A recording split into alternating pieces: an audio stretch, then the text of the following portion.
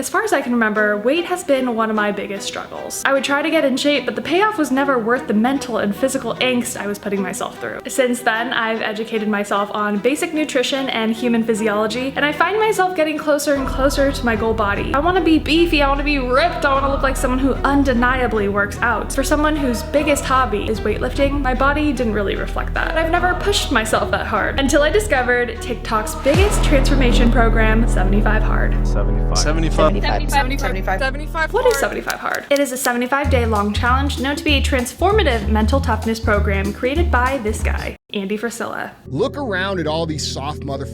Within the program, you have 6 rules. Stick to a diet. It can be a diet of your choice, but it has to be structured and followed consistently. Drink an entire gallon of water every day. No cheat meals, no alcohol, no exception. Exercise twice a day for 45 minutes each. One workout will have to be outside. Read 10 pages of a non-fiction book every day. And lastly, take a progress photo every day. Break any of the rules and you gotta start the challenge over. So this was my physique. I had just recovered from the stomach flu last week, so I was looking a little bit leaner than usual. These stats are based on a DEXA scan that I got the day before I started the challenge. Starting body fat percentage is 21.7%. Our starting weight is 135 pounds. Fat tissue, we have 29.3 pounds. And lean tissue, aka muscle, is 100.1 pounds. So, did I complete it? Did I get my dream body? Did I fail? Or am I doing 75 hard again? Stay tuned to find out.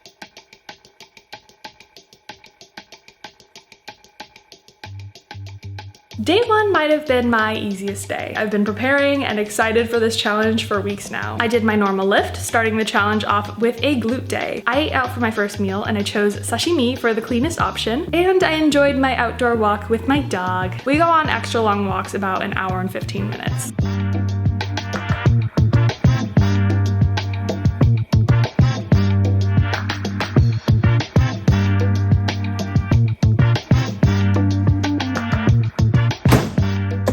This challenge felt like a full-time job, especially because I was recording it for this video. I felt like I didn't have time to cook and I had some pretty atrocious meals at the start. Lots of natto, lots of carrots with Greek yogurt ranch, and lots of struggle meals. Okay, so my fridge is set up for success. Everything I can eat is in view, things are meal prepped. I have available healthy snacks. Half of the battle of eating healthy is thinking about what to eat. One thing that kept me on track was writing a few meal and snack options onto these sticky notes. I often forget that I can just make oatmeal or a smoothie, and I end up choosing something quick and processed like a protein bar, and having these in my face makes life a lot easier.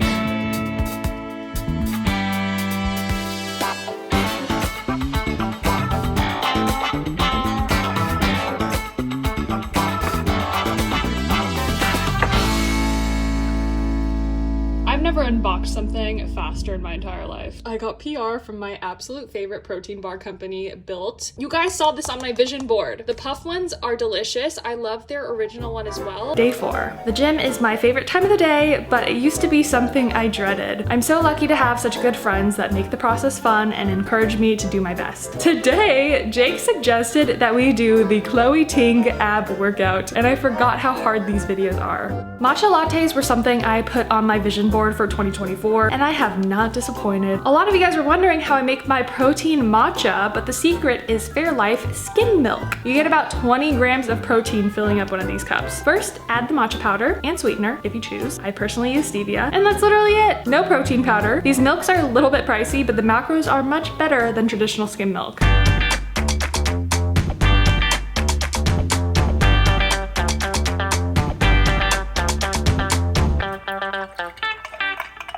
Happy day 8. Today I'm not feeling so great. I woke up feeling sick. I have been cooped up in my apartment for the last 8 days. I haven't seen anyone but my friends Jake and Tracy at the gym. So the morning gym 45-minute workout has been easy for me. Making meal preps at home is the biggest game changer. I don't even think about cooking or cravings, and so it's actually really easy for me to stick to my diet. The reading has turned literally from a chore into something I look forward to. It's the first thing I want to do in terms of tasks. The water has been a challenge. I'm able to drink half a gallon at the gym. By 9 a.m. half of the water's done, but after that it's kind of torture. I have learned to like it too. I didn't want to like it because I didn't want to be inconvenienced, but my god, is it refreshing.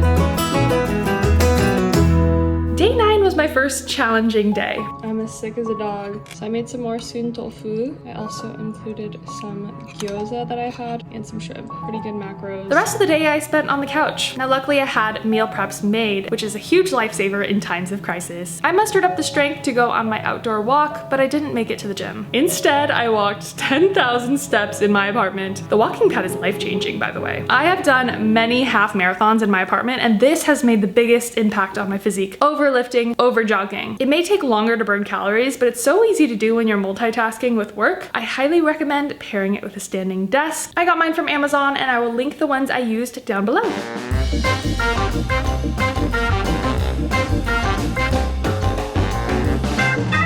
Day 12 was the first day I got tested. Not that kind of tested. I went out to dinner with my mom and her friend. They ordered pizza and I opted with the roasted chicken, which was actually quite delicious. The only reason I wanted it was for the social aspect and not to look like that annoying person, but I know I shouldn't be feeling that way because similarly to alcohol, I don't drink alcohol, I don't like alcohol, so I don't have a problem saying no when people offer it to me. I don't feel forced into putting poison in my body. So I'm getting used to that same mindset when it comes to food in social settings, because you shouldn't feel bad for not wanting to eat something. I have this takeout cup from a tea I got yesterday. Ugh, this thing has 20 grams of protein. 20! Day 14 of 75 hard. I feel like I look the same, but I'm just trusting the process. Strength-wise, I'm a little bit weaker, but I am working out every day now, so that's kind of expected. Today, I'm gonna start running. I'm gonna do a mile every single day. Honestly, for my body, my hormones, I can't do more than that. I will lose my period and be imbalanced as a woman.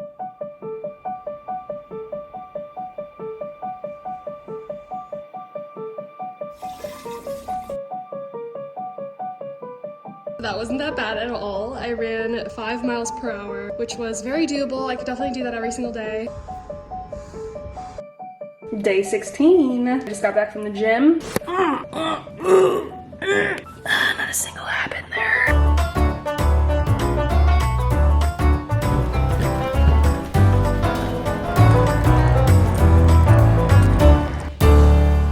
Day 5 of running every day. That was very easy. This is the first time I finished an entire gallon by 3 p.m. Last night, however, I had to chug half of this in the evening and woke up about 7 times to pee. Absolutely divine.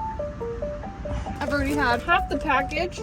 So the reason why I found this diet sustainable, yes, I may be cutting out certain things like late night donut runs, but I was never eating anything I didn't love. So I just ate a lot of meat. I love milk, eggs, and yogurt. And I found a lot of anabolic recipes for some of my favorite foods, so I never felt like I was missing out on anything. Ah yes, the dreaded rain. It rained several days during this challenge, but I was usually able to find at least an hour in the day that wasn't too bad. It definitely downpoured a couple times, but Ken was such a good sport about it.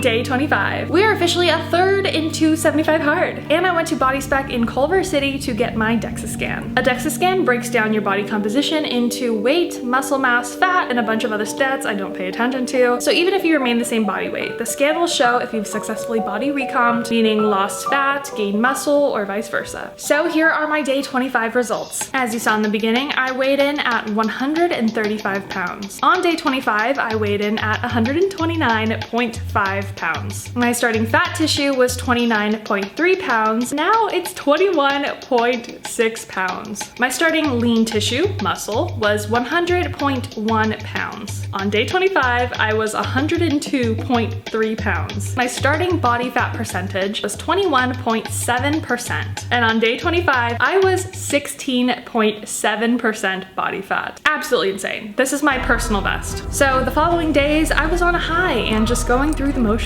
I knew what was working for my body, so all I had to do was keep up the same energy. My legs were a little tired today because I did legs last night, but it's still getting easier and easier every time.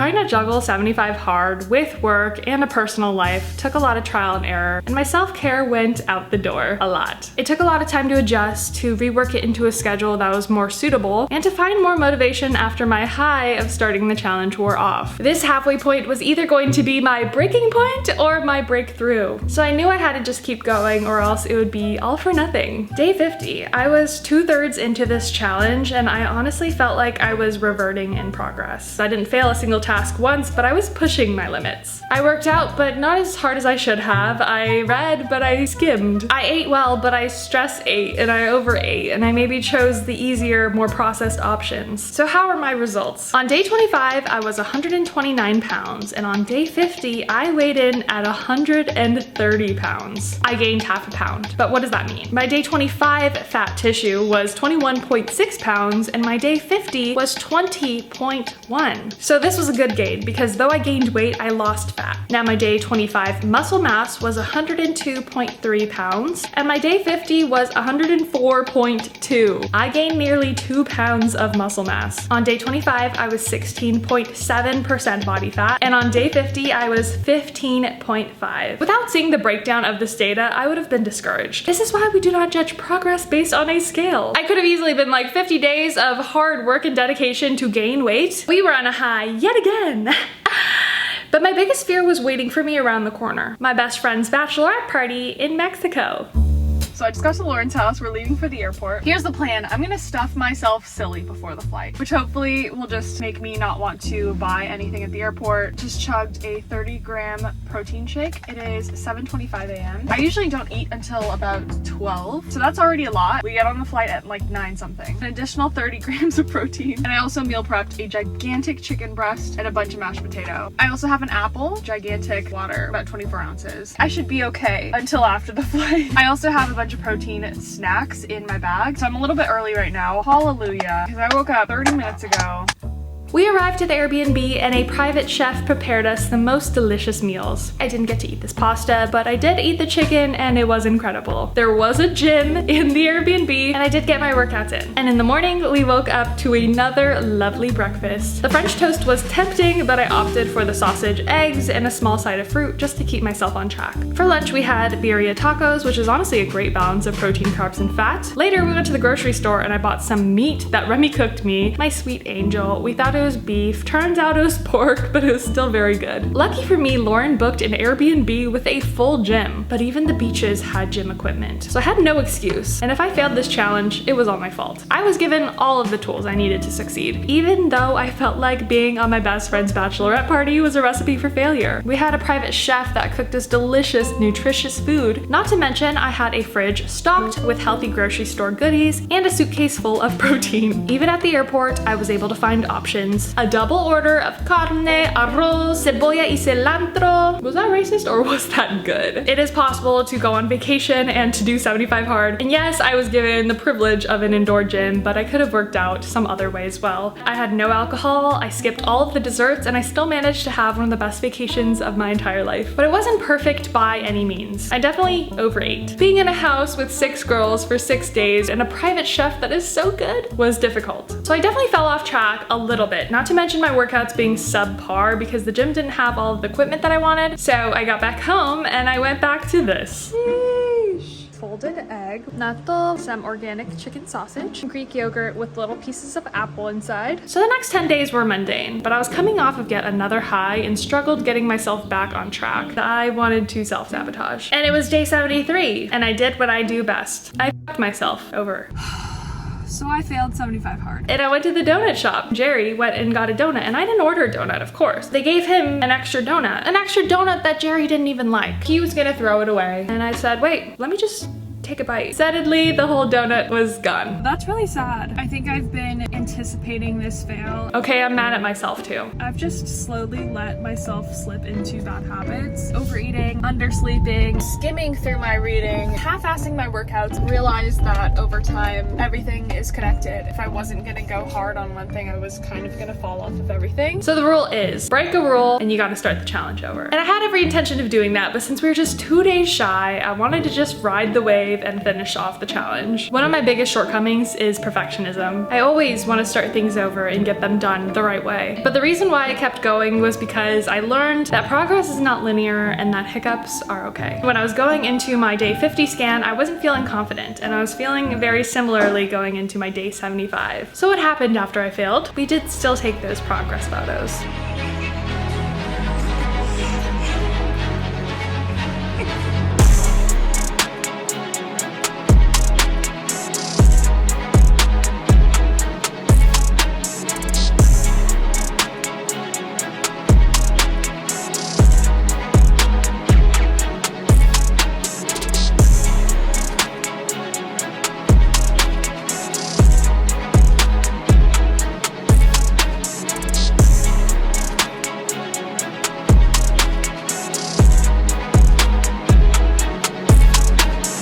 Day 50, I was 130 pounds, and on day 75, I weighed in at 134.9 pounds. On day 50, I had 20.1 pounds of fat, and on day 75, I had 21.4. On day 50, I had 104.2 pounds of lean tissue. Day 75, I had 107.9 pounds. We finished the challenge at 15.8%. If I wasn't ever doing these in between scans, if I never did day 25, day 50 scans, and I only looked at my before and after, I wouldn't be so hard on myself, because in the end, I progressed. And progress isn't linear. My clothes were also fitting better, feeling stronger in the gym, mentally feeling better as well. What's next after failing 75 hard? Well, you remember that rule that says if you fail 75 hard, you have to start over again? 75 hard version 2 is happening right now, so follow me on my new Instagram, Mia Sayoko Fit. I just made it, links down below. Of course, also subscribe to me on this channel. This channel's my baby, and I'm so excited for all the future videos to come. Thanks so much for watching. I love you guys so much, and I will see you in the next video.